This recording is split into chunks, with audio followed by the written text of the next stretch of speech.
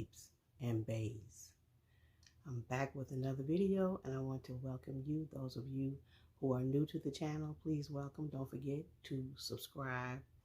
Give me a thumbs up if you enjoyed the video. And I want to say welcome back to those that are already subscribing. And you also remember to give me a thumbs up and to share with others so they can learn about this particular channel. Okay, I'm back with this video. Today we're going to read books. It's bedtime stories. It is bedtime stories. And I hope you like this. I think it's a banger too. Back with another banger. And this one is called Once Upon a Forest. Once Upon a Forest. Okay. Once Upon a Forest. Screenplay by Kelly Ward and Mark Young, based on a concept and characters created by Ray Lambert and adapted by Jill Wolfe. There we have it. Once upon a time, not so very long ago, there lived in Dapplewood Forest an old badger named Cornelius. He was the wise and gentle teacher of 4 very high-spirited young furlings.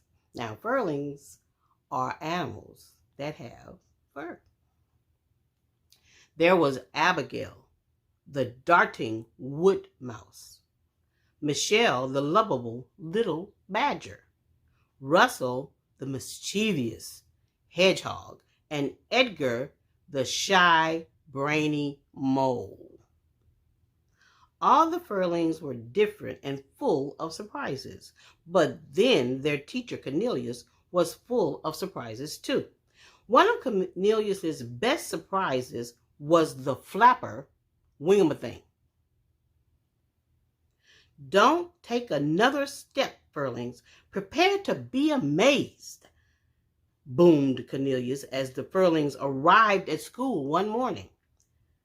A model flying machine swooped over their heads. The furlings ducked and hit the floor. "It's wonderful, Cornelius," said Russell in awe. There's Cornelius, the wise old badger who teaches the 4 furlings.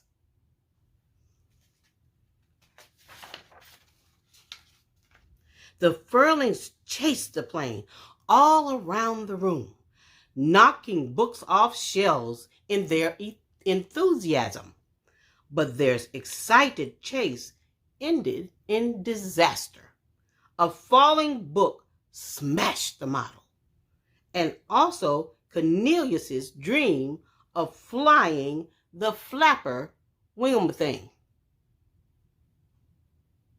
I said Wingamathin. "Great hunk, look what you've done," gasped Cornelius. Cornelius tried not to get mad. He grabbed his walking cane and took his students for a ramble in the forest.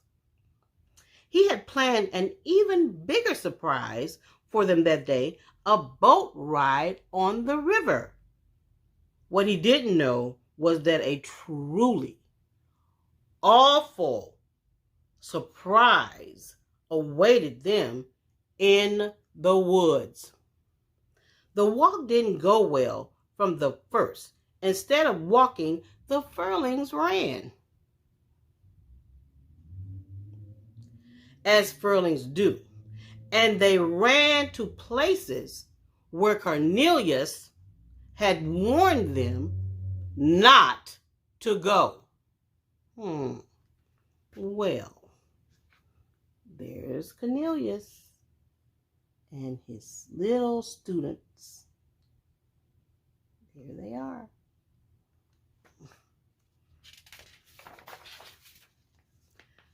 "Furlings, we shall go home right now. if you're not going to take this ramble seriously, Cornelius scolded them. He has to scold them. But the Furlings didn't listen. First, Russell was nearly ran over by a car on the forbidden highway, and then they turned over the boat on the river, so everyone got wet.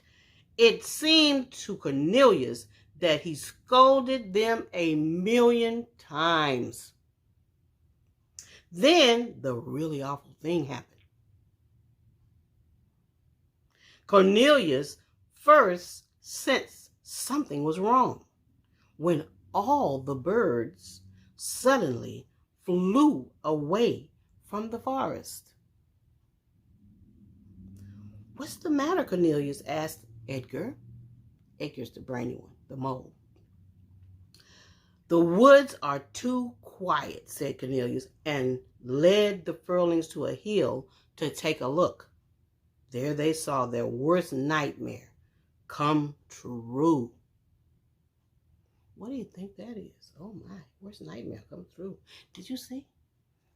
There they are, gathered at the top of the hill, trying to see what's going on in their world. What's happening? What's happening? Something had unalived all the plants and animals of Dapplewood, turning everything yellow and brown. Cornelius knew what had done this awful thing. Gas. A gas from the human world. "Oh, dear heaven, not here," said Cornelius sadly. The Furlings were frightened. Michelle was so scared that she ran home and straight into the gas. Gas. No gas. Don't play with gas. After breathing the gas, Michelle was very, very sick. Cornelius took her to his home, which was in a higher, safer place. One where the gas couldn't reach, and there he cared for her. Even Cornelius could not help her, though. What Michelle needed to make her well were special plants called eyebright and lungwort. But there were no more plants of any kind left in Dapplewood. To save Michelle, the Furlings would have to find the special herbs in a far-away place. Oh my. "There's no choice," Cornelius told them. You have only 2 days' time, for the herbs must be applied before the full moon, or it may be too late for Michelle. Michelle is the little badger. See? There's Michelle. And there's Cornelius taking care of Michelle.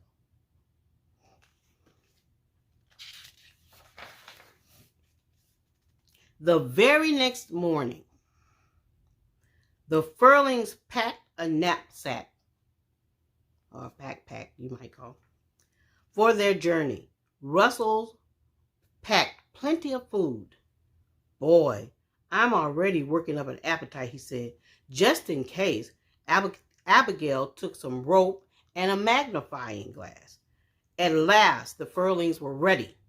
Then Cornelius realized they had forgotten his map. "It will take you to the edge of the Dapplewood forest. Then you'll be on your own," said Cornelius. He gave them the map, and the Furlings set out.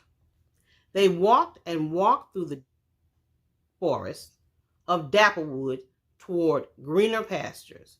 At first, it was an adventure, like a ramble with Cornelius. Then the day grew shorter, and the shadows grew longer. A pair of fierce eyes glared at the furlings from the dark hollow of a tree. They scampered away. This trip was for real, and things were getting scary. And there they are, trying to make their way through the forest. They're on a mission to help their friends.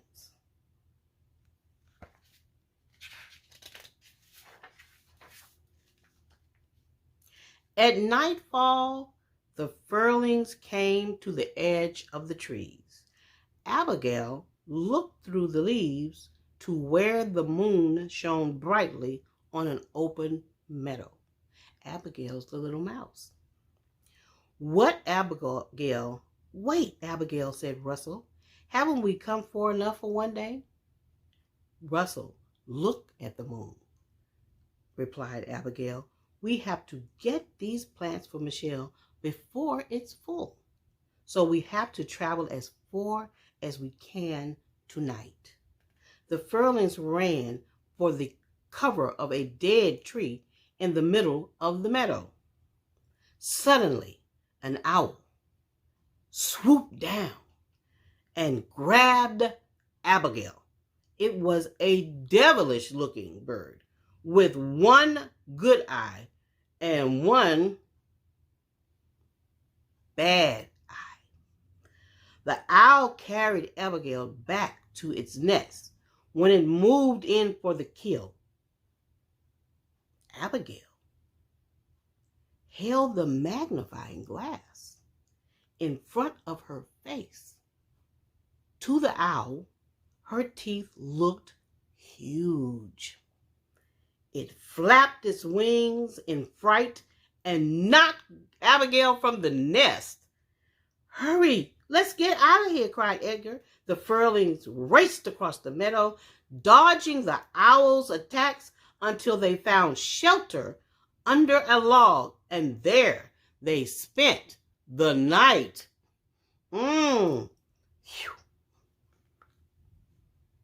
There's the owl. There's little Abigail, Edgar, and Russell.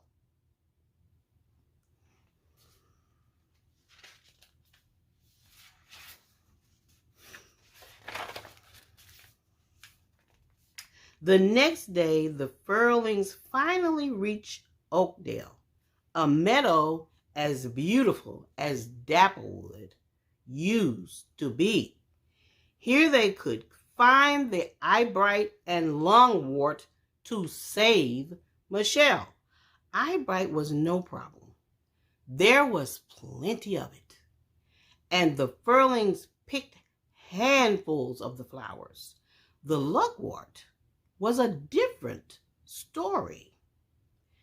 It grew only on a steep, rocky cliff.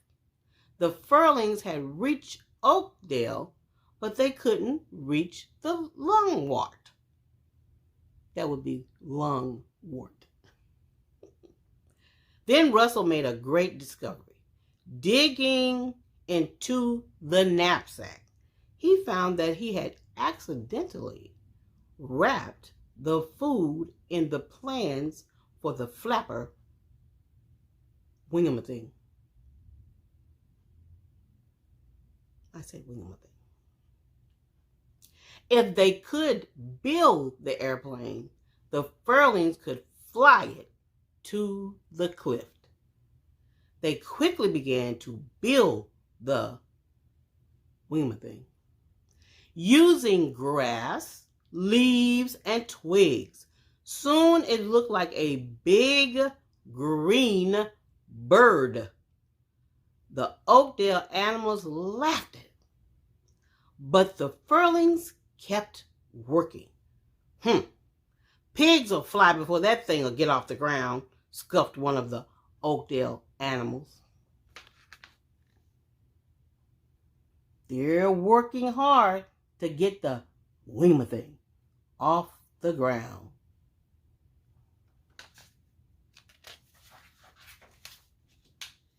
When the plane was finished, Russell took the wheel while Abigail and Edgar cranked the winder-uppers. They started to take off, then slammed to the ground. The Oakdale animals laughed even harder. Edgar didn't give up, though. He had an idea. He tricked the Oakdale animals into giving the plane a push. That mighty push got the plane rolling fast enough, and it rose in the air. "We're flying," shouted Russell. He steered the plane close to the cliff, and Abigail climbed onto the wing. She tried to grab some lungwort, but the wind blew it against the cliff out of reach. Then that same nasty wind blew Edgar's scarf into Russell's face. Russell lost control of the plane. The wings flapped wildly, scraping the cliff. Abigail held on for dear life. "Russell, do something," cried Edgar, but Russell had his hands full. The plane flew through a waterfall, and Abigail lost her grip just in time. Edgar pulled her to safety, but without any lungwort. What's next? Oh my, that's what's happening now. Oh my, oh my, oh my, whatever will they do?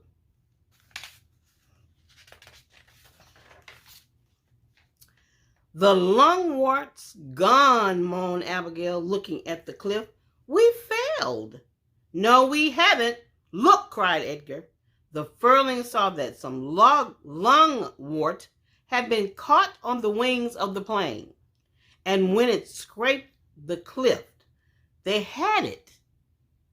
Now the animals below cheered, and Russell headed the plane toward Dapplewood. While they flew home, Edgar added all the new places they had been to Cornelius's old map. As they neared Dapplewood, the Furlings were too excited about their success to notice a storm brewing. It struck with sudden force, slamming the wingamathing into a pole. "Hold on," yelled Russell as they crashed into a meadow. The Furlings jumped clear of the wreck. Unharmed, they hurried through the darkness to the old oak tree where Cornelius lived. Then they found Michelle, still alive, but fading fast. Fading fast. Oh my goodness. That's him adding all the new places that they ran into to the map.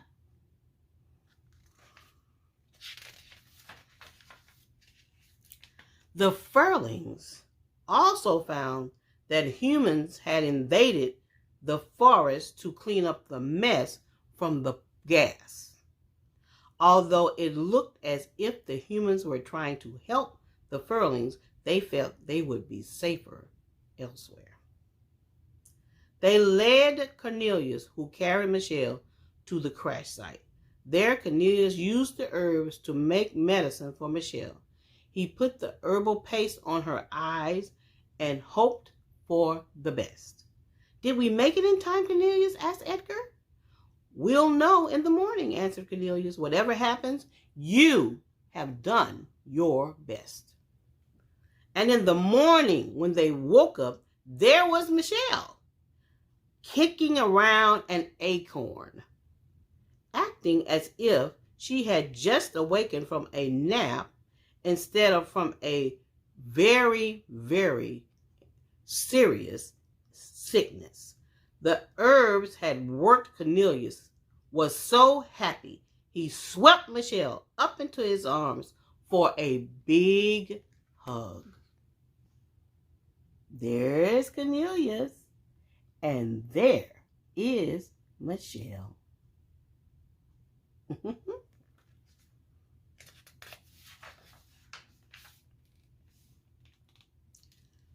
I just had a long nap, Michelle said, and yawned. Hey, what's that? Cornelius turned and saw the wrecked airplane. He was amazed. It was his flapper. Wingamathin. Not a model, but the real thing. And the Furlings had not only built it, they had flown it too. Cornelius was so excited. He tossed Michelle in the air. He was bursting with pride for the Furlings. You three have changed so much these past few days. I hardly recognize you, said Cornelius. You're no longer my Furlings. You've grown up. It was wonderful enough that they had made a dangerous journey to save their friend, but it was extra special that along the way they had made his lifelong dream of flying come true. There they are in the wingamathin.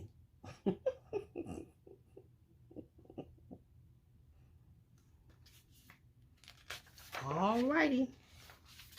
Michelle looked around at the dead trees and brown grass of Dapplewood.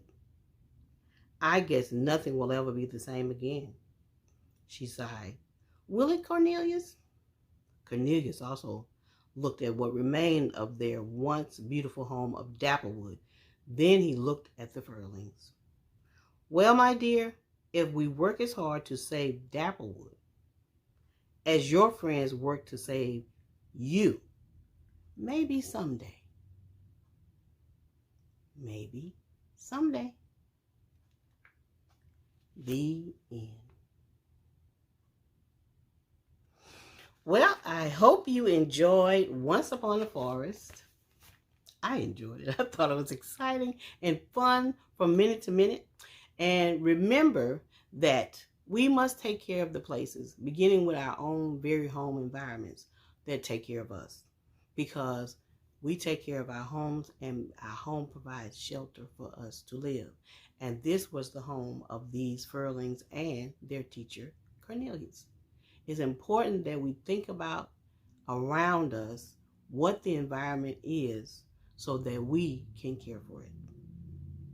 I don't have any philosophy on one idea or the other.